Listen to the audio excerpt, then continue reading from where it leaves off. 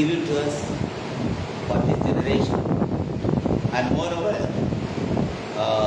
today and tomorrow morning, we are going to discuss an important topic from the Bible, which God has shown us. Let us pray. Please close your eyes and join your hands wherever you are.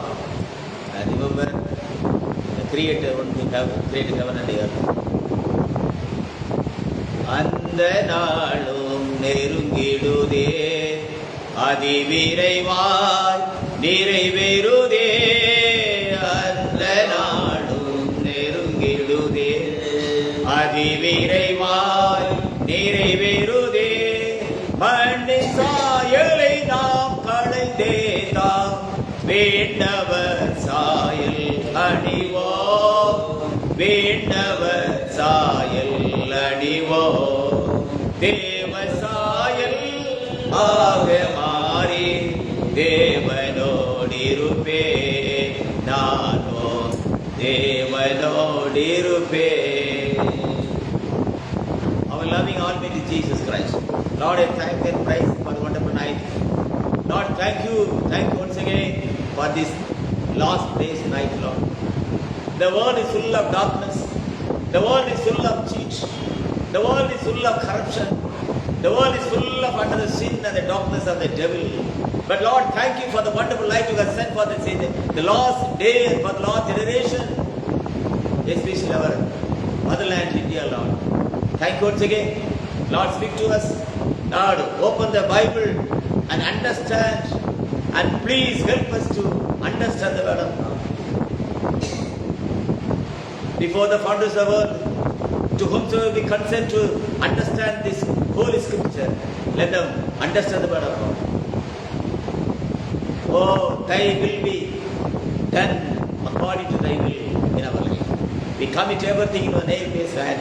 We ask everything in the name of Lord Jesus Christ. Amen. Please listen. Praise be to the name of the Lord and Savior Jesus Christ. Tonight and tomorrow morning, we are going to share the word of God according to which God is revealed to us. If you turn the Bible, please turn the Bible. John chapter 1. John, it's a very amazing word in my life. John chapter 1, words 44 and 45. யோவான் சுவிசேஷம் 1ஆம் அதிகாரம் 44, 45 வசனத்தை வாசிப்போம். அந்திரேயா பேதுரு என்பவருடைய ஊராகிய Bethsaida பட்டணத்தார் பிலிப்பு நாத்தான்வேலை கண்டு நியாயப்பிரமாணத்திலே மோசேயும் தீர்க்கதரிசிகளும் எழுதியிருக்கிறதை கண்டோம். நியாயப்பிரமாணத்திலே மோசேயும் தீர்க்கதரிசியும் எழுதியிருக்கிறவரை கண்டோம். அவர் யோசேப்பின் குமாரனும் நாசரேத்து ஊரானுமாகிய இயேசுவே என்றார். அவர் யோசேப்பின் குமாரனும் நாசரேத்து ஊரானுமாகிய இயேசுவே என்றார். John chapter 1, the verse 44 and 45 in English. Now, Philip was of Bethsaida, the city of Andrew and Peter. Philip found Nathanael and said unto him, we have found him of whom Moses in the law and the prophets did write, Jesus of Nazareth, the son of Joseph. It's a very important word, which is the mysterious word. Nobody can explain it. Just Philip saw Jesus Christ, and he said and called Nathanael. How he called him? What are the things written by Moses in the book? I have seen him. மோசேயும் அந்திரேயா பேதுரு நாத்தான்வேலை Bethsaida பட்டணத்தார் பிலிப்பு நாத்தான்வேலை கண்டு நியாயப்பிரமாணத்திலே மோசேயும் தீர்க்கதரிசிகளும் எழுதியிருக்கிறவரை கண்டோம். Hallelujah! I have seen the written word in the flesh. எழுதப்பட்ட வார்த்தையை மாம்சத்திலே கண்டேன். This is the proclamation of Philip. He is the same Jesus Christ. Jesus Christ is saying, yesterday and today and forever. Because the unwritten word is coming in the form of written word, and the written word has to be fulfilled in the flesh, and the word manifests in the form of God and in the simple form of the human beings, and that is the name of Lord Jesus Christ. Nobody accepted him. In Jerusalem, all kinds of worship is going on, sacrifice is going on, and the high priest is there, and everything goes on well. But at the same time, the word manifests in the flesh, and Nathanael said, I have seen மோசையின் நியாயம் வாசி அப்படி நியாய பிரமாணத்திலே மோசையும் தீர்க்கதரிசிகளும் எழுதியிருக்கிறதை கண்டோம். ஆமென். அவர் யோசேப்பின் குமாரரும் நாசரேத் ஊரானுமாகிய இயேசுவே என்றார். அதான் நம்முடைய டாபிக். ஒரு இயேசு கிறிஸ்துவை பார்த்து பிலிப்பு சொன்ன இந்த சாட்சி சரிதானா? அதை அப்படி சொல்வதற்கு அவனுக்கு இருந்த அந்த காரியம் என்ன, அவனுக்கு இருந்த அந்த நோக்கம் என்ன, ஏன் அவன் அதை சொன்னான் என்பதை குறித்து ஆராய போகிறோம். எனக்கு அன்பான தெய்வத்தின் பிள்ளைகளே, வார்த்தை மாம்சமாகி வாசிங்க. யோவான் 1:1 ஆதியிலே வார்த்தை இருந்தது. ஆமென். அந்த வார்த்தை தேவனிடத்தில். ஆமென். அந்த வார்த்தை தேவனாய் இருந்தது. This is the word of God. The first word. முதல்ல வார்த்தை இருந்தது. அந்த வார்த்தை தேவனிடத்தில் இருந்தது. அந்த வார்த்தை தேவனிடத்தில் 14 அந்த வார்த்தை மாம்சமாகி. Hallelujah. The word manifested flesh. நல்லா கவனிக்கணும். If you read the Bible, வேதத்தை வாசிக்கினா the unwritten word, எழுதப்படாத வார்த்தையின் காலம். Then the age of creation, the age of formation, the age of Noah, the age of Abraham, the age of David, and the age of the prophets, and all things are called as the Holy Testament. முந்தின ஏற்பாடும் பிந்தின ஏற்பாடும் சேர்ந்திருந்தான் பழைய unwritten word to the written word. That's the first testament. And unwritten word to the written word is called the second testament. And all things are fulfilled through the prophets are called as the Old Testament. Now God sent, according to Isaiah 40, the verse 3, John the Baptist was on the earth. His calling is the voice of wilderness, and he proclaimed the baptism, and it is totally against for the law of Moses.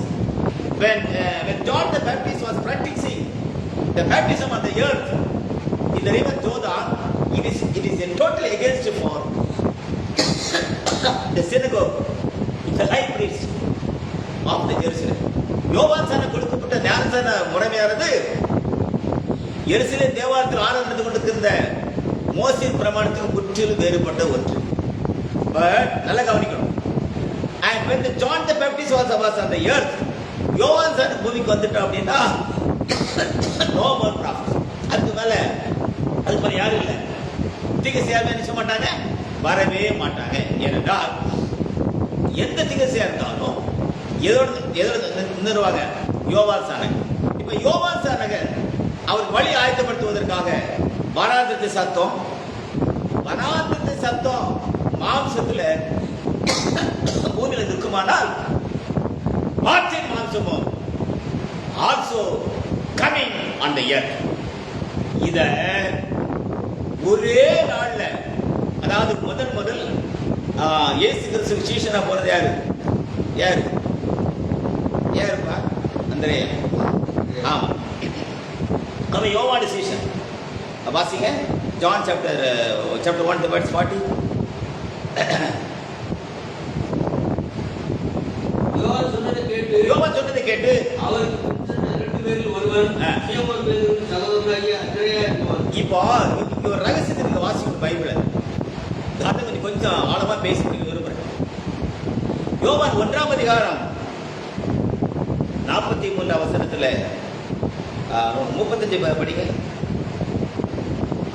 மறுநாளிலே யோவானும் அவருடைய சீஷர் 2 பேரும் நிற்கும்போது இயேசு நடந்து போகிறதை அவன் கண்டு இதோ தேவாலயத்தின் இதோ தேவாலயத்தின் அவர் யோவான் சானகர் அவரை தேவாட்டுக்குட்டிங்கிறா. அடுத்து அவர் அப்படி சொன்னதை அவர் 2 சீசரும் கேட்டு இயேசுவுக்கு பின் சென்றார்கள். யாருக்கு தான் கேட்டா? யோவான் சீசன் 2 பேரு யாருக்கு மேல கேட்டாமா? இயேசு. இன்னைக்கு ஒரு பாஸ்டருக்கு 2 விசுவாசி போனா என்ன ஆயிருக்கும் நிலைமை? இன்னைக்கு நிறைய ஊழிக்காரங்க தேவன் அழைக்கப்பட்ட மனுஷன் உள்ள விடுறது இல்லை. ஏன்னா மத்த சேரிச்சிருவான்லாம், அதோட சபை முடிஞ்சு போகுமா? எங்க வேலையா தானப்பா, எங்க வேலை அதுதான். ஆமா, அதாவது கிறிஸ்து சரியமா சபையை எடுத்துக்கிட்டாரு, நம்ம கள்ளத்தனமா சில வேலையை பார்க்கிறோம். அதை முடிவுக்கு கொண்டு வரதுக்கு தான் கடவுள் உயிர் வச்சிருக்காரு. Very important. படிக்க அவர் அப்படி சொன்னதை அவர் 2 சீசனும் கேட்டு அவர் அப்படி சொன்னதை அவர் 2 சீசரும் கேட்டு இயேசுவுக்கு பின் சென்றார்கள். இயேசு திரும்பி அவர்கள் பின் சென்றதை கண்டு என்ன தேடுகிறீர்கள் என்றார். அதற்கு அவர்கள், ரபி, நீர் எங்கே தங்கியிருக்கிறீர்கள் என்று கேட்டார். நீர் எங்கே தங்கியிருக்கிறீர்கள்? இப்போ இந்த 2 சீசனுக்கும் யோவான் கிட்ட இருந்ததை காட்டிலும் ஏதோ ஒரு காரியம் இவர்கிட்ட இருக்குது. ஏன்னா நம்ம தலைமை யோவான சொல்லிட்டான், இதோ தேவாட்டுக்குட்டின்ட்டான். என்னைக்காவது ஒரு நாள் அன்பான திருச்சபை போதகர்களே, உங்க விசுவாசிட்ட மறந்துன்னு சொல்லிருக்கீங்களா? கடவுள் என்கிட்ட சில காரியத்தை பேசல, இந்த சத்தியத்தை எங்கேயாவது ஒருத்த பேசுமா, அதை போய் கேளுனியா நீ சொல்லியிருக்கியா? அப்படியா ரத்தப்படி தீர்த்திருக்கிறோமா? டெய்லி அடிச்ச மாவை அரைச்சி அதுக்கு வேற கூட்டமா போறது, அதுக்கு ஒரு ஆராதனை, அதுக்கு ஒரு உபவாசம், அதுக்கு ஒரு சோறு, அதுக்கு ஒரு சாப்பாடு, அதுக்கு ஒரு சபை. கடவுள் கருத்து கொடுத்த சபையை கடவுள் எடுத்த பிறகு யோவான் சொல்றான், அவர் பெருகணும், நான் சிறுகணும். ஏனென்றால் அவர் எனக்கு பின் வந்தாலும் அவர் எனக்கு முன் இருந்தவர். That is a revelation of the word of God. அப்ப இன்னைக்கு உண்மையான சமன் வந்து இருக்குன்னா, உண்மையான கடவுள் மனுஷனுக்கு வந்து அழைச்சிருப்பாருன்னா என்ன சொல்லணும் தெரியுமா சார்? எப்பா, என் ஊழி இவ்வளவுதான், என் நிலைமை இவ்வளவுதான், கடவுள் எனக்கு கொடுத்த சேர்த்து இதுதான், இதை விட எங்கேயோ ஒரு காரியம் நடந்துட்டு நான் நினைக்கிறேன், அதை போய் கேட்டு நீ பரவது ஒரு வழியை பாரு நீ சொல்றீங்கன்னா, நீ நல்ல மனுஷன், வெத்தமணி தப்பிக்குவ, நியாயத்திற்குல உனக்கு ஒரு இறக்கம் பாராட்டப்படும். அதை சொல்லாம அவன் போனக்கா அப்படி சொன்னீங்கன்னா தேவனோட பட்டத்தை ரொம்ப கருக்காக்கிட்டே இருப்பான். இதான் ரொம்ப முக்கியமான காரணம். அவரை ஃப்ரீயா பேசிட்டு போயிட்டு இருக்கிறேன். இப்போ 2 பேரும் எங்க போயிட்டான்? யார் வேண்டிட்டு? இதுவரை தம்பி இந்த தலைமை போதகராகிய யோவாசான விட்டுக்கிட்டு நேற்று வந்த இயேசுக்கு நான் போயிட்டு, ரவி நீ எங்க தங்கி இருக்கிறீர்கள் அப்படின்னு கேட்டான். வாசிங்க. என்ன கேட்டார்கள்? இயேசு திரும்பி அவர்கள் கண்டு என்றார். அதற்கு அவர்கள், ரபி, நீர் எங்கே தங்கியிருக்கிறீர்கள் என்று கேட்டார்கள். ரபி என்பதற்கு போதகரே என்று அர்த்தமா? ஆமெனா. அவர் வந்துப்பார்கள் என்றார். வந்து அவர் தங்கியிருந்த இடத்தை கண்டு அவர் வந்து பாருங்கள். அவர்கள் வந்து அவர் தங்கியிருந்த இடத்தை கண்டு அன்றைய தினம் அவரிடத்தில் தங்கினார்கள். ஒரே நைட்ல தங்கினாங்க. அப்பொழுது ஏறக்குறைய 10 மணி வேளையா இருந்தது. யோவான் சொன்னதை கேட்டு அவருக்கு 2 பேரில் ஒருவன் சீமோன் சகோதரனாகிய அந்திரேயா என்பவன். முதல்ல போனது யாரு? அந்திரேயா.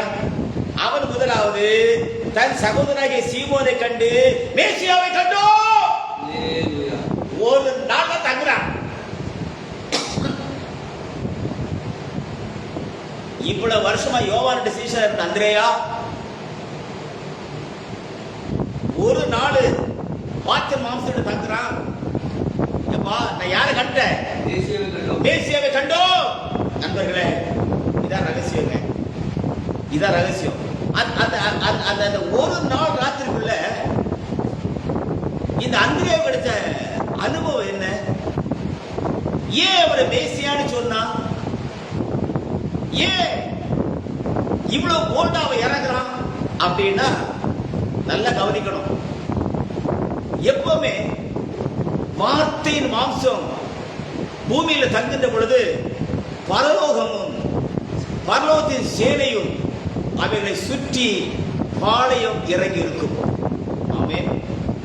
அடுத்து சொன்னாரு, இது முதல் தேவதூதர்கள் ஏறுகிறதையும் இறங்குறதையும் காண்பீங்கன்னாரு. இப்போ யோவான் சானங்கிட்ட தங்கின இந்த அந்திரேயா இன்னைக்கு இயேசு கிட்ட தங்குறான். யோவான் சானகனுடைய அந்த அனுபவத்திற்கும் இயேசு கிறிஸ்து அனுபவத்துக்குள்ள வித்தியாசத்தை அந்திரேயா ரொம்ப அனாலிசிஸ் பண்ணி பார்க்கறான். இப்போ ஒரு நேரம் கூட கர்த்தர் இயேசு கிறிஸ்து தூங்கல. இரவு முழுவதும் ஜெபித்துக் கொண்டிருக்கிறார். பரலோகத்தோட சத்தம் அவர் காதுல கேட்குது. இவர் அவருக்கு மறுபடி கொடுக்கிறாரு. ஏதோ வேதத்தில் எழுதப்பட்ட அத்தனை தீர்க்கதரிசனத்துடைய காரியமும் நிறைவேற்றப்பட்டதை பார்த்தின் மாம்சம் புரிந்து கொண்டதை அந்திரேயா கூட தங்கியிருந்து அதை காதார கேட்டு கண்ணார கண்டு ஒரு முடிவெடுத்தான்.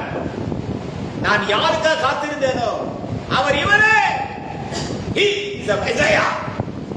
அம்மா, உலகம் அவர் கொடுத்த பேர் தச்சுடைய குமாரன். உலகம் அவருக்கு கொடுத்த பேரு வேசித்தனத்துல பிறந்தவன். உலகம் அவருக்கு கொடுத்த பேரு படுமோசம் பேச்சு பிசாது தோற்றுறவன். ஆனால் ஒரே ஒரு நாள்ல அவர்கிட்ட தகுனது இல்லையோ வாசிங்க.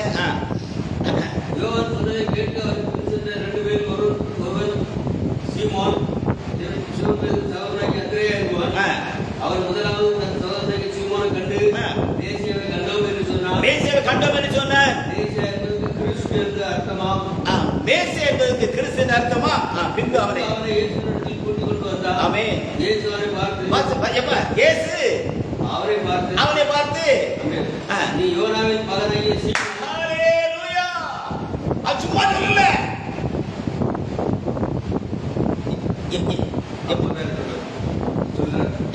எப்படி சொல்றாரு? நீ யோனாவின் மகனாகிய சீமோன். ஆமா, இன்னைக்கு ஏத்துக்க பிரதர். நான் ஏன் சபைன்னு சொல்லி சாடுறேன் அப்படின்னா, நான் சாடல, அடுத்தது பேசிட்டு இருக்கிறேன். ஒருத்தனாவது சும்மா வெண்டைக்காய் கண்டேன், அது பச்சைல இருந்து கண்டேன், உருளைக்கிழங்கு பார்த்தேன், அது உருண்டை இருந்து கண்டேன், கத்திரிக்காய் கண்டேன். இதடையே திக்கு தரிசனம். இதுக்காக அவங்க ஆண்டு தன்மையில மறிச்சார். இதுக்காக அவர் ரத்தம் சிந்துறாரு. கத்திரிக்காய்க்கு வெண்டைக்காய் திங்க சொல்லி திங்க சொல்ல முடியும். எவையா சொன்ன ஒரு விசுவாசி வர்றான் அப்படின்னா ஏசு என்ன சொன்னாரு?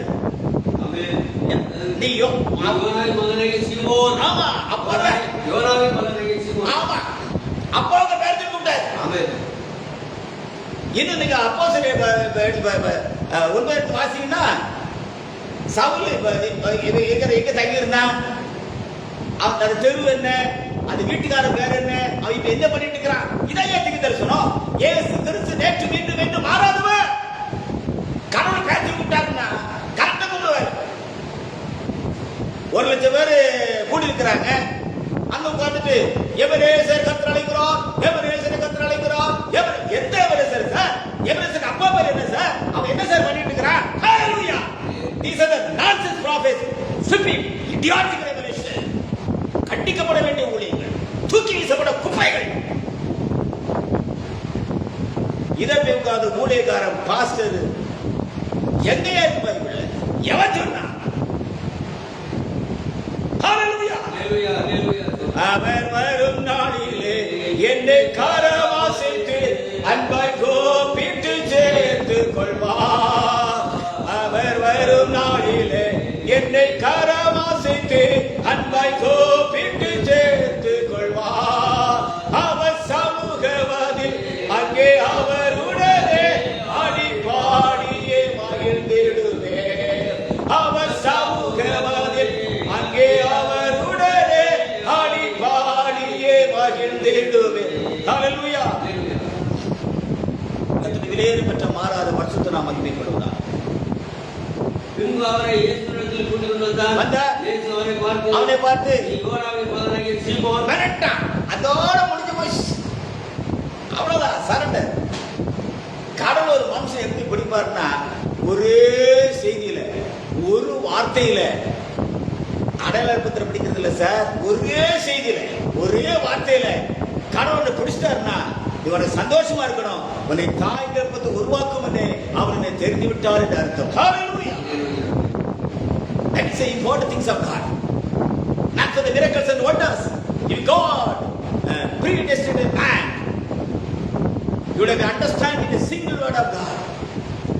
And he has to submit the whole life for God. அன்றைக்கு கடவுள் வாழ்க்கை கொடுக்கணும். இதுதான் முக்கியமான ஒரு காரியம். ரைட், வாசிப்போம். யோனாவின் மகனே சீமோன், நீ கேபா எனப்படுவாய் என்றார்.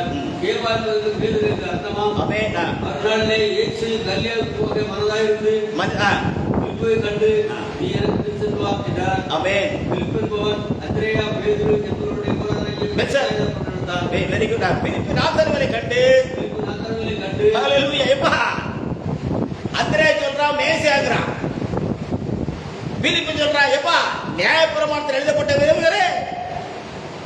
ஹalleluya. எப்படி கண்டுபிடிச்சான்? எப்படி கண்டுபிடிச்சான்? Not by miracles and wonders, because the discerned spirit of God. இயேசு கிறிஸ்துவை அடையாள கண்டுகொள்ள வேண்டும் என்று சொன்னால் வார்த்தையின் மூலமாக மட்டுமே அவரை கண்டுகொள்ள முடியும். அதுவே நிரந்தரமான வெளிப்பாடு.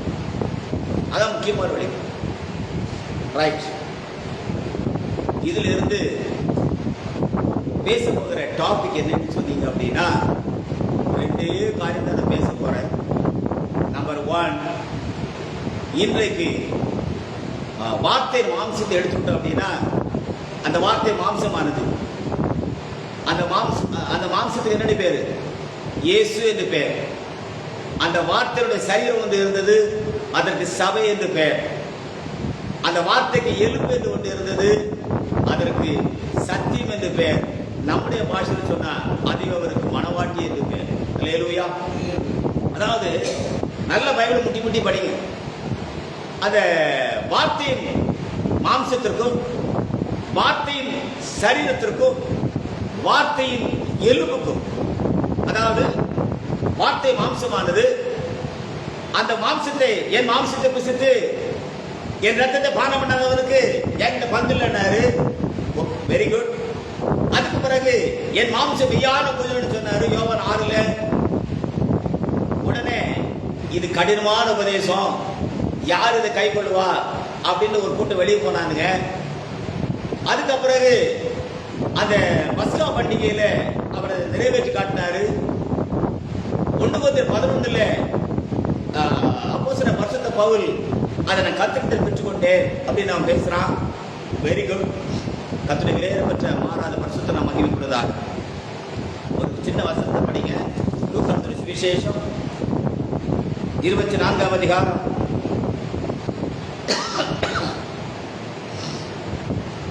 லூக்கா சுவிசேஷம் 24ஆம் அதிகாரம் 34ஆம் வசனம். 34 படிப்பா.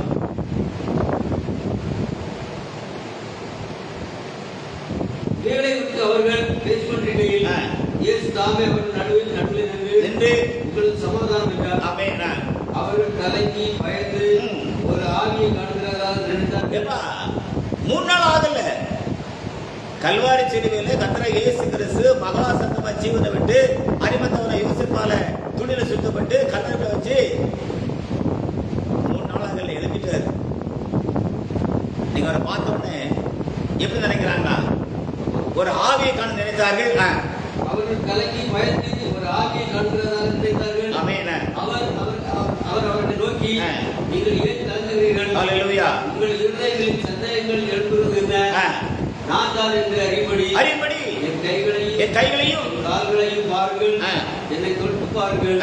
நீங்கள் காண்கிறபடி எனக்கு மாம்சமும் எலும்புகளும் உண்டாயிருக்கிறது. எனக்கு மாம்சமும் எலும்புகளும் உண்டாயிருக்கிறது போல ஒரு ஆவிக்கு இராதே என்று சொல்லி தம்முடைய கைகளையும் கால்களையும் அவர்கள் காண்பித்தார். Right. This is after resurrection. Before ascension. உயிர்த்தெழுந்த பிறகு எடுத்துக் கொள்ளப்படும் முன்பதாக அவருக்கு இருந்த அந்த உயிர்த்தெழுந்த மாம்சத்தை குறித்து லூக்கா 24 நம்ம படிச்சோம். இப்போ லூக்கா 24ல நாம வாசித்த இந்த மாம்சத்துக்கும் யோவான் 1ல மேசியான்னு சொன்னானே அந்த மாம்சத்துக்கு உள்ள ரகசியத்தை குறித்து, வார்த்தையின் மாம்சம் என்றால் என்ன, வார்த்தையின் சரீரம் என்றால் என்ன, வார்த்தைக்குரிய எலும்பு என்றால் என்ன, நாம் அவருடைய மாம்சத்திற்கும் அவருடைய எலும்புக்கும் உரியவர்களாக இருக்கிறோம் என்று சொல்லி பேசி வாசிக்கிறோம். ஆமென். நாம எதுக்கு வாசிக்கிறோம்? அவருடைய மாம்சத்திற்கும் அவருடைய எலும்புக்கும். ஆமென். கர்த்தருடைய விலையேறப்பெற்ற மாறாத பரிசுத்த நாமம் மகிமைப்படுவதாக. இப்போ என் மாம்சத்தை புசித்தன்னு சொன்னார்ல, புசிக்கப்பட்ட மாம்சத்திற்கும் உயிர்த்தெழுந்த மாம்சம். புசிக்கப்பட்ட மாம்சம் என்ன, உயிர்த்தெழுந்த மாம்சம் என்ன, கிறிஸ்து சரீரம்னா என்ன, அவருடைய எலும்புனா என்ன? இன்னைக்கு நாம வாழ்கிற காலம் வார்த்தையின் மாம்சத்தின் காலமா, வார்த்தையின் சரீரத்தின் காலமா, வார்த்தையுடைய எலும்பின் காலமா? எனக்கு அன்பான தேவத்தின் பிள்ளைகளே, எழுதப்பட்டிருக்கிறது, நல்லா கவனிங்க. 45 லூக்கா 24ஆம் அதிகாரம் 45ஆம் வசனம். வேத வாக்கியங்களை அறிந்து கொள்ளும்படி அவருடைய மனதை அவர் திறந்து அவனை நோக்கி எழுதியிருக்கிறபடி கிறிஸ்து பாடுபடவும் 3ஆம் நாளில் மரித்தோருக்கு எழுந்திருக்கவும் வேண்டியதாக இருந்தது. அதை மறந்திருந்ததும் பாவமன்னிப்பும் எருசலேம் தொடங்கி சகல தேசத்தாருக்கும் அவருடைய நாமத்தாலே பிரசங்கிக்கப்படவும். அப்போ உயிர்த்தெழுதல் வரைக்கும் வார்த்தையின் மாம்சம் செய்து முடித்த சில காரியங்களில் மிக முக்கியமான காரியம் என்னன்னு பார்த்தீங்க அப்படின்னா, மத்திய 17ல மறுமாறாரு, மத்திய 27ல மரித்த பரிசுத்தர் எழுப்புறாங்க, மத்திய 28ல கிறிஸ்து மாம்சம் எழுப்புகிறது, லூக்கா 24ல அவருக்கு மாம்சமும் எலும்பு இருக்கிறது. பூட்ட வீட்டுக்குள்ள போறாரு, நல்லா கவனிக்கணும். இப்ப சொல்றாருப்பா, என் வேலை, நான் இந்த உலகத்துக்கு வந்த 2 காரியம். நம்பர் 1 மனம் திரும்புதலும் பாவ மன்னிப்பும். எப்படி? மனம் திரும்புதலும் பாவ மன்னிப்பும். இந்த மனம் திரும்புதலும் இந்த பாவ மன்னிப்பும் தான் ஒரு மனிதனுடைய பாவ சரீரத்தை ஜென்ம சரீரமாக மாற்றும்.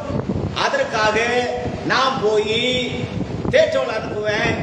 அவர் என் சரீரத்தில் புரிந்திருப்பாரு. அதுக்கு 5 பேர் நான் கொடுத்திருப்பேன். அப்போஸ்தலர்கள், தீர்க்கதரிசிகள், சுவிசேஷகர்கள், போதகர்கள்.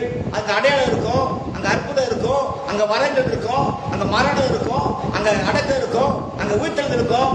ஜென்மத்தில் விதைக்கப்பட்டு ஆவிக்கிற சரீரத்துக்காக அத்தனை பேரும் படுத்திருப்பான். இவர்கள் எது வரைக்கும் நடக்கும்னு சொன்னா, எபேசுல இருந்து லவோதிக்கா வரைக்கும் நடக்கும். எபேசுல இருந்து லவோதிக்கா வரை உள்ள அந்த 7 சபைகளுக்கு அந்த 7 குத்து விளக்குகள், ஒவ்வொரு குத்து விளக்குக்கும் ஒரு நட்சத்திரம். இத நான் பூமிக்கு அனுப்புவேன்.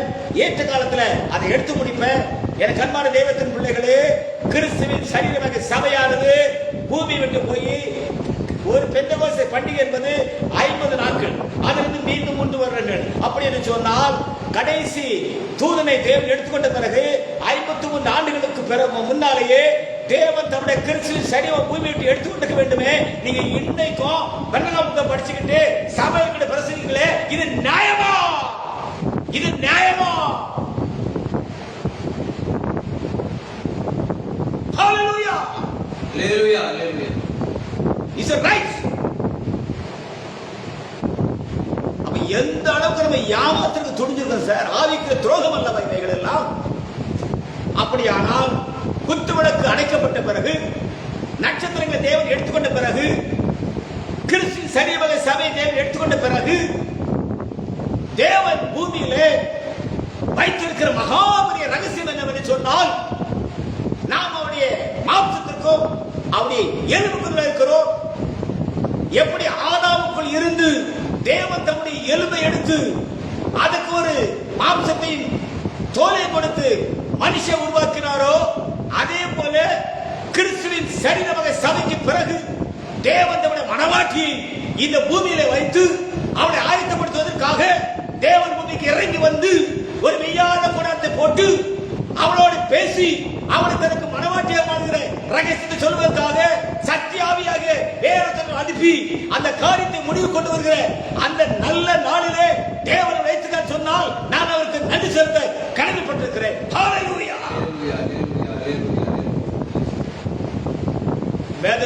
It or not. விசுவாசிக்கிறீங்களோ இல்லையோ சார், சத்தியம் இதுவே, உண்மை இதுவே. பவுல் சொல்லிட்டு போறான், கடைசி சகோதரரே, உண்மையுள்ளவைகளும் ஒழுக்கமுள்ளவைகளும் அன்புள்ளவைகளும் கற்புள்ளவைகளும் புண்ணியம் எதுவோ புகழ் எதுவோ அவைகளிலே சிந்தித்துக் கொண்டிருங்கள். அப்பொழுது சமாதானத்தின் தேவன் உங்களோட கூட இருப்பார். ஆமென். ஹல்லேலூயா.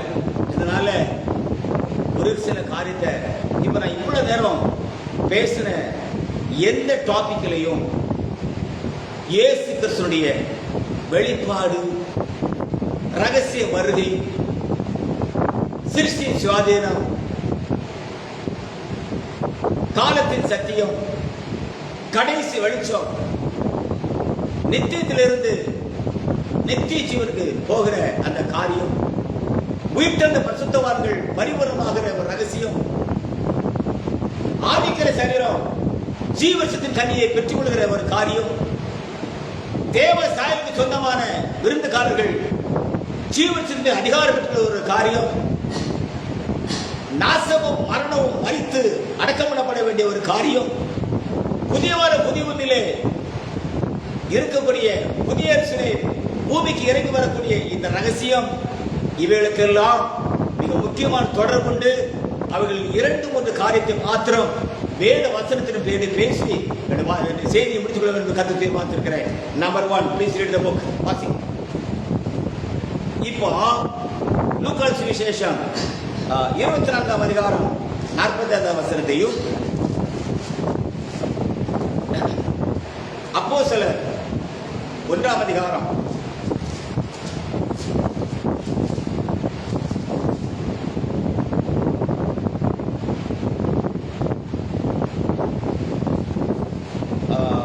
2, 3, 4 வசனத்தை வாசிப்போம்.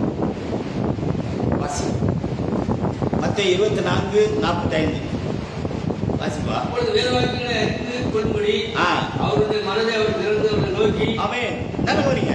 Now God opened the heart.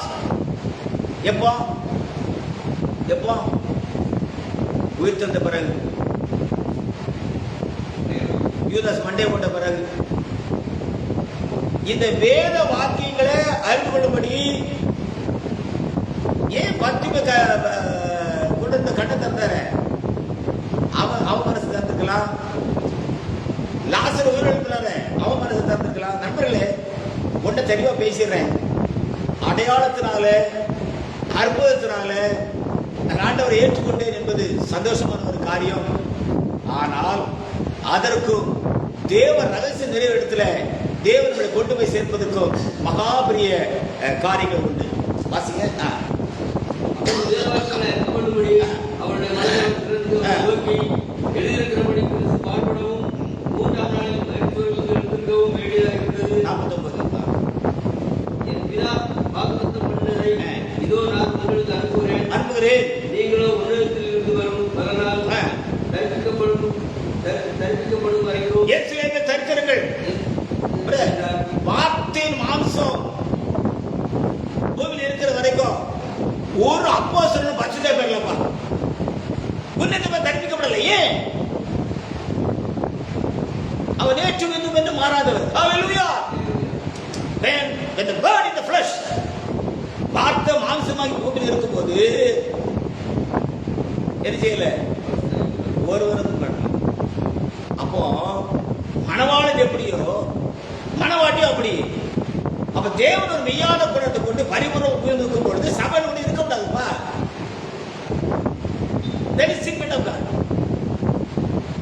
இது வேதத்தின் முக்கியமான ஒரு காரியம். படிங்க. இதோ நான் உங்களுக்கு அனுப்புகிறேன். நீங்களோ உன்னதத்தில் இருந்து வரும் பலனால் தரிப்பிக்கப்படும் வரைக்கும் எருசலேம் நகரத்தில் இருங்கள் என்றார். வரைக்கும் அவர்களை அழைத்து கொண்டு போய் அவருடைய கைகளை உயர்த்தி அவரை ஆசீர்வதித்தார். அவர்களை ஆசீர்வதி கையில் அவர்களுக்கு பிரிந்து பரலோகத்தில் எடுத்துக்கொள்ளப்பட்டார். ஆமென். இப்போ பரலோகத்துக்கு ஆண்டு அவங்களை எடுத்துட்டார். போயிட்டார். நல்லா சொன்னீங்க. பரலோகத்துக்கு போன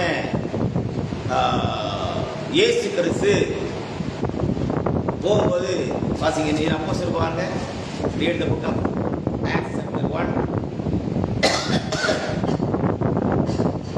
ஒன்றாம் அதிகாரம் 1ஆம் வசனம். அவர் பாடுபட்ட பின்பு அவர் பாடுபட்ட பின்பு 40 நாளளவும் அப்போஸ்தலர்களுக்கு தரிசனமாகி தேவனுடைய ராஜ்யத்துக்குரியவைகளை அவர்களுடைய பேசி ஆமென். அநேகம் தெளிவான திருஷ்டாந்தங்களினாலே அவர்கள் தம்மை உயிரோடு இருக்கிறவராக காண்பித்தார். அன்றியும் அவர் அவர்களுடைய கூடி வந்திருக்கும் போது அவர்கள் நோக்கி யோவான் ஜலத்தினாலே ஞானஸ்நானம் கொடுத்தான். நீங்கள் சில நாளைக்குள்ளே பரிசுத்தாவினாலே ஞானஸ்நானம் பெறுவீர்கள். ஆகையால் நீங்கள் எருசலேம் விட்டு போகாமல் என்னிடத்தில் கேள்விப்பட்ட பிதாவை வாக்குத்தத்தத்தை நிறைவேற காத்திருங்கள் என்று சொல்லுகிறார். அவர் பாடுபட்ட பின்பு 40 நாளளவோ யார் தரிசனமாகிறாரு? ஆமென். கர்த்தருடைய பரிசுத்த நாமம் மகிமைப்படுவதாக. தேவனுடைய ராஜ்யத்துவைகளை அவருடனே பேசி அநேகம் தெளிவான திருஷ்டாந்தங்களினாலே அவர்களுக்கு தம்மை உயிரோடு இருக்கிறவராக காண்பித்தார். ஹல்லேலூயா. எவன் அவரை முதல்ல மேசியான்னு சொன்னானோ, எவன் அவரை நியாயப்பிரமாணத்தின் நிறைவேறல் என்று சொன்னானோ, எவன் அவரை இவருன்னு அறிவிச்சானோ, அவனுக்கு தான் தேவன் தன் வேதவசத்தை விவரமாய் காண்பித்தார். ஹல்லேலூயா. தேவன் ஒரு மனிதனுக்கு வேதத்தை சொல்லிக் கொடுக்கிறதை போல ரகசியம் அடையாளத்திலும் இல்லை, அற்பத்திலும் இல்லை, வல்லமையிலும் இல்லை. ஐயா நினைக்கிறது இல்லப்பா. ஹல்லேலூயா. The perfect ministry of God, கடவுள் ஒரு மனுஷனுக்கு தான் வேதத்தை சொல்லிக் கொடுக்கிற மாதிரி ஒரு ஒரு ஒரு ஒரு வேல்யூபிள், ஒரு பவர்ஃபுல், ஒரு அட்டானமஸ் மினிஸ்ட்ரி ஈவன் எதிலுமே இல்லை. இதான் மிக முக்கியமான ஒரு காரியம். அப்ப நம்ம இன்னைக்கு என்ன யோசிக்கணும், நம்ம எதை ரொம்ப கவனமா பார்க்கணும் அப்படின்னா, இந்த உலகத்தை விட்டு கிருபாசனமானது சீக்கிரமாக நீங்கி போகும், நியாயாசனம் பூமிக்கு வரும். இது ரொம்ப முக்கியமான ஒரு காரியம். நம்பர் 2, அப்போஸ்தலனாகிய பரிசுத்த பவுல் கண்ட கொடிய காலம் மகா கொடிய காலமாக மாறும். தங்கள் சுயலட்சியத்தை தெல்லாம் சேர்ந்து விடுவாங்க. சத்தியத்தை செவிய விலைக்கு கட்டுக்கதைகளுக்கு சாய்ந்து போவாங்க. இது இன்னும் பகிரங்கமாகும். அவர் பொய்யை விசுவாசிக்கத்தக்கதாக கொடிய வஞ்சகத்தை தேவனே அனுப்புவார். அதை நம்பி ஜனங்கள் வீழ்ந்து போவார்கள். ஆனால் இங்கதான் நம்ம ரொம்ப கவனமா கவனிக்கணும். எருசலேமில் அத்தனை பேர் இருந்தாலும் ஒரு அந்திரேயாவும், ஒரு பிலிப்புவும், ஒரு பேதுருவும் அவரை அடையாளம் கண்டு கொண்டது போல கிறிஸ்து இயேசுக்குள்ளாம் உலகத்திற்கு முன்பதாக முன்குறிக்கப்பட்ட தேவனுடைய சந்ததியானது அவரை மிக அடையாளமாக அடையாளம் கண்டு கொள்ளும். நாளைக்கு காலம் கொஞ்சம் ஆழமான சந்ததி நான் பேசுவேன். இப்போ கொஞ்சம் வாங்க, வெளிப்படுத்துற விசேஷம் ரெவலேஷன் சாப்டர் 1 verse 14. வெளிப்படுத்துற 1ஆம் அதிகாரம்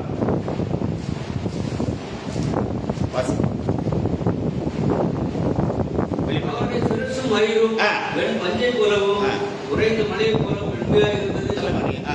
அவருடைய கண்கள் அக்னியாய் இருந்தது. 13 படினேன். அந்த 7 புத்தகங்கள் மத்தியிலே நிலையங்கி தரித்து மார்பருகே பொற்கச்சை கட்டியிருந்த மனுஷகுமாரனுக்கு ஒப்பானவரை கண்டேன். This is the second son of man. The first son of man was crucified by the Jews. முதலாவது மனுஷகுமாரனை யூதர்களை அறிஞ்சிட்டான். But now the second son of man was in the book of Revelation, Jesus Christ. But this vision, இந்த காரியத்தை ஆவியை பெற்ற மற்ற யாருமே பெற்றுவிடல. கர்த்தருடைய ஆவிக்குள்ளானே அப்படின்னு சொல்லி யோவான் சொல்றான் இல்லையா? நல்லது பைபிள் படிங்க. பஸ் 7 புத்தக மத்தியிலே 7 புத்தகங்களுக்கு மத்தியிலே நிலையங்கி தரித்து மார்பருகே பொற்கச்சை கட்டியிருந்த மனுஷகுமாரனுக்கு ஒப்பானவரை கண்டேன். அவருடைய சிரசும் மயிரும் பஞ்சை போலவும் உறைந்த மலையை போலவும் வெண்மையாக கண்கள் அக்கினி ஜுவாலை போல இருந்தது. அவருடைய பாதங்கள் உலைக்களத்தில் காய்ந்த பிரகாசமான. நல்ல கவனிங்க, இந்த book of revelation Jesus Christ வெளிப்பாட்டு புத்தகத்துக்குள்ள இரண்டாம் மனுஷனுடைய காலில ஆணி அடிக்கப்பட்ட காயத்தை எங்க தோமா விழாவில கையை போட்டார், அது எங்க? அந்த சரீரம் எங்க? Where is the person of man? முதலாவது மனுஷனுடைய மாம்சம் எங்க? சரீரம் எங்க? So in the book of Revelation of Jesus Christ, வெளிப்பாட்டு புத்தகத்துக்குள்ள God, the word in the form of fullness, வார்த்தை பரிபூரணத்தை காண்கிறேன். I can see the fullness of the word of God. நல்லா கவனிக்கணும் சார், சும்மா பேசிட்டு இருக்கல. இப்ப 3 காரியத்தை தெரியணும். அரிமத்தவரை யோசேப்பால் சுற்றப்பட்ட அந்த சரீரத்தை எங்க? என உயிர்த்தெழுகிறவர் காண முடியல. மேகத்துக்கு போனவரை கிறிஸ்து சரியமா சபைக்கு வந்து அப்போஸ்தலர் காலத்துல மரித்து அடக்கம் பண்ணப்பட்டு எக்காலத்துக்கு எழுபடி சொன்னவர் அந்த செய்தி கொடுத்தவரை காணோம். புக் ஆஃப் ரெவலேஷனுக்குள்ள எங்கேயுமே நல்ல நான் வசனத்தை பேசியிருக்கிறேன். காலில் ஆணடிக்கப்பட்ட காயத்தை காணும். திருப்பி திருப்பி இந்த 7 புத்தகங்களுக்கு மத்தியிலே நிலையங்கி தரித்து மார்பகை பொற்கச்சை கட்டி இருந்த மனுஷகுமாரனுக்கு ஒப்பானவரை கண்டு அவருடைய சிரசும் மயிரும் வெண்பஞ்சை போலவும் வெண்பஞ்சை போலவும் உறைந்த மலையை போல வெண்மையா இருந்தது. அவருடைய கண்கள் அக்கினி ஜுவாலை போல இருந்தது. அவருடைய பாதங்கள் உலைக்களத்தில் காய்ந்த பிரகாசமான கற்கள் போல இருந்தது. அவருடைய சத்தம் பெருவெள்ளத்தில் இறைச்சல் போல இருந்தது. இப்ப நல்ல கவனிங்க, அப்படி நிறுத்துங்க. நல்ல கவனிங்க. You can the book of Revelation.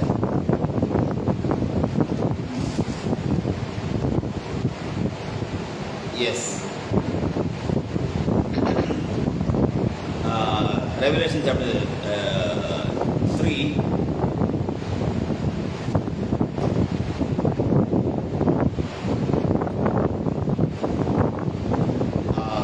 Verse 12. 3:12 படிக்கிறேன். ஜெயங்கொள்ளும் இவனோ அவரை தேவனுடைய ஆலயத்திலே தூணாக்குவேன். அதிலிருந்து அவர் ஒரு காலம் நீங்குவதில்லை. தேவனுடைய நாமத்தையும் என் தேவனால் பரலோகத்திலிருந்து இறங்கி வருகிற புதிய எருசலேமாகிய தேவனுடைய நகரத்தின் நாமத்தையும் புதிய நாமத்தையும் நான் எழுதுவேன். I will write a new name. இப்போ இதை அடிக்கடி பேசியிருக்கிறேன். மத்திய 20:51 பழைய ஏற்பாட்டுக்கார பரிசுத்தர் எழுதின உடனே இயேசு நாமெல்லாம் என்ன நாமம்? புதிய நாமம். யோசேப்பு எகிப்துக்கு போன உடனே சாப்தான் பண்ணைங்கிறது என்ன நாமம்? புதிய நாமம். கூட சகோதரர்கள் அது புதிய நாமம். கர்த்தர் இயேசு கிறிஸ்து சபையின் காலத்துக்கு பிறகு ரகசிய வருகையில் அவர் தன்னுடைய முழு அதிகாரத்துக்கு சொந்தமான அந்த அறிவு இருக்கின்ற பொழுது அவருக்கே அன்றி, ரொம்ப முக்கியமான காரியம், அவருக்கே அன்றி வேறொருக்கும் தெரியாத ஒரு நாமம் அந்த வசனத்தின் மேலும் அவருடைய தொடர்பு எழுதப்பட்டிருப்பது அது தேவனுடைய வார்த்தை என்பதே. இப்போ நான் கொஞ்சம் ஆழமா பேசுகிறேன். வார்த்தையுடைய முன்பகுதி கர்த்தராகிய இயேசு கிறிஸ்து, வார்த்தையுடைய பின்பகுதி அவருடைய சரீரமாகிய சபை, வார்த்தையுடைய பரிபூரணம் அவருடைய மனவாட்டியே. ஹல்லேலூயா, ஹல்லேலூயா. முன்பகுதி அவருடைய மாம்சம், பின்பகுதி அவருடைய சரீரமாகிய சபை. அதனுடைய பரிபூரணம், அதாவது பிரகாரம், பரிசுத்த ஸ்தலம், மகா பரிசுத்த ஸ்தலம். ஏன்னா இந்த நியூ நேம், இந்த நியூ கிரவுன், இது எல்லாமே தேவ ரகசியம் நிறைவேறுகிற ஒரு இடத்திலே நாம் இருக்க காணும். கர்த்தர் சித்தமாயிருந்தால் நாளைக்கு காலையிலே the landing of the new Jerusalem, புதிய எருசலேம் எப்படி லேண்ட் ஆகும், அது எங்க லேண்ட் ஆகும், அது லேண்ட் ஆவதற்காக இந்த பூமி ஆயத்தமாகி விட்டதா, அந்த சூழ்நிலையில மாம்சத்தோடும் இரத்தத்தோடு இருக்கிற நம்முடைய நிலைமை என்ன என்பதை குறித்து திட்ட தெளிவாக பேசும்படி கர்த்தர் தீர்மானித்திருக்கிறேன். முடிவாக ஒரே வசனத்தை படிப்போம், வாசிங்க. வெளிப்பட்ட விசேஷம்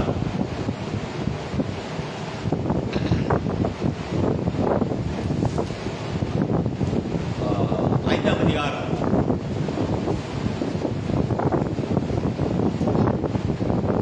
6. அப்பொழுது இதோ அடிக்கப்பட்ட ஒரு ஆட்டுக்குட்டி சிங்கத்திற்கும் 4 ஜீவன்களுக்கும் மூப்பர்களுக்கும் மத்தியிலே நிற்க கண்டேன். அது 7 கொம்புகளையும் 7 கண்களையும் உடையதாக இருந்தது. ஹalleluya. கண்கள் பூமியில் காணப்படுகிற தேவனுடைய 7 ஆவிகளையா? I question very simple. சபையின் காலத்துல எபேசு சபையில் இருந்து லவோதிகா சபையின் காலம் வரைக்கும் அந்த 7 குத்துவிளக்கு எடுத்துடுங்க, நட்சத்திரம் எடுத்துடுங்க. எபேசில் இருந்து லவோதிகா சபை காலம் வரைக்கும் உள்ள எந்த டைம்லயாவது ஆட்டுக்குட்டியாவுடைய 7 கண்களும் அசைவாடினது உண்டோ? அப்படி அசைவாடினால் ஏன் சபையில் உள்ள எந்த ஒரு விஷயத்தை பத்தி பேசல? ஏன் தேவன் சபைக்கு அதை கொடுக்கல? ஏன் தேவன் அதை மறைத்து போட்டார்? அந்த 7 கண்களுடைய நோக்கம் என்ன? அந்த 7 கொம்புகளுடைய நோக்கம் என்ன?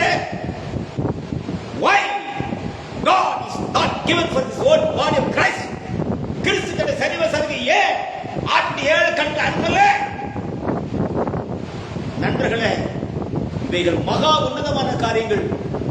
காரணம், ஜென்ம சரீரம் ஆவிக்க சரீரத்தை பெறுவதற்கும், உயிரோடு இருக்கிற நாம மறுரூபப்படுவதற்கும், ஆட்டுக்குட்டியான மனைவியை மறைத்துக் கொள்வதற்கும், புதிய எருசலேம் பரலோகத்தை விட்டு பூமிக்கு இறங்கி வருவதற்கும் மத்தியிலே மகா உன்னதமான 7 காரியங்களை பரலோகம் தனக்குள் மறைத்து வைத்திருக்க கண்டேன், கேட்டேன். ஹalleluya.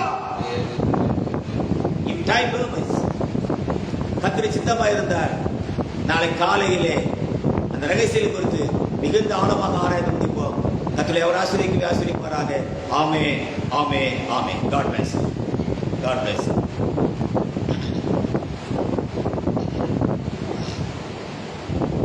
உன்னை கண்டழைக்கும் இயேசுவை மறந்து நீ எங்கே போகிறாய்? உன்னை கண்டழைக்கும் இயேசுவை மறந்து நீ எங்கே போகிறாய்? காணாமல் போன ஆட்டை தேடிடுமே பனை போல, காணாமல் போன ஆட்டை தேடிடுமே பனை போல, இந்துன்னை தேடியவர் அழைக்கிறார். உன்னை கண்டழைக்கும் இயேசுவை மறந்து நீ எங்கே போகிறாய்? மகா பரிசுத்தம் நல்ல ஆண்டவரே, நீங்கள் சொல்லிக் கொடுத்த மகா உன்னதமான ஆச்சரியமான பாடத்துக்காய் ஸ்தோத்திரம். வசனத்தை கேட்ட யாவரும் உம்முடைய வெளியேறு பெற்ற வார்த்தையால் நிரப்பப்படட்டும். உலகத்தின் அசுத்தங்கள் தப்பிக்கொள்ளட்டும். உலகத்தின் முடிவில் இருக்கிற எங்களுக்கு சொல்லிக் கொடுத்திருக்கிற இந்த மகா உன்னதமான காரியம் ஒரு பெரிய ராஜ்யமாக மாறும். ஆண்டவரே, அது தேசத்தை இன்னும் ஒரு அசைக்கும். அப்பா, நீர் மகிமைப்படணும், உங்களுடைய நாமம் மகிமைப்படணும். ஆண்டவரே, உங்களுடைய கரம் ஓங்கணும் ஐயா. உங்களுடைய வார்த்தைக்காக கர்த்தாவே, உங்களுடைய வல்லமையினால் எல்லா அந்தகாரத்தின் சக்திகளும், செவிட்டு ஆவிகள், குருட்டு ஆவிகள், பொல்லாத மாயமானத்தின் சக்திகள் நம்முடைய ஜனத்தை விட்டு நீங்கி போவதாக. தேவனின் பிரகாசம் உள்ள மனங்களை திறந்தருளும். உலகத்திற்கு முன்பதாக கிறிஸ்து இயேசுக்குள்ளாக நீ யார் யாரை முன்பற்றிருக்கிறீரோ அத்தனை ஜீவன்களும் இந்த விலையேறப்பட்ட சக்தி இறக்க மாட்டோம் ஐயா. நீ மாத்திரம் மகிமைப்படணும். அப்புறமான வேலைக்காரன் கூலிக்காரன் உண்மை மாத்திர நம்பிக்கை அறிவி, நீ மாத்திரம் மகிமைப்படும். எல்லா கனம், துதி, மகிமை, புகழ் எல்லாம் பொறுப்பா சொல்லுகிறேன் இயேசு கிறிஸ்துவின் நாமத்தில் பிதாவே. ஆமென், ஆமென், ஆமென்.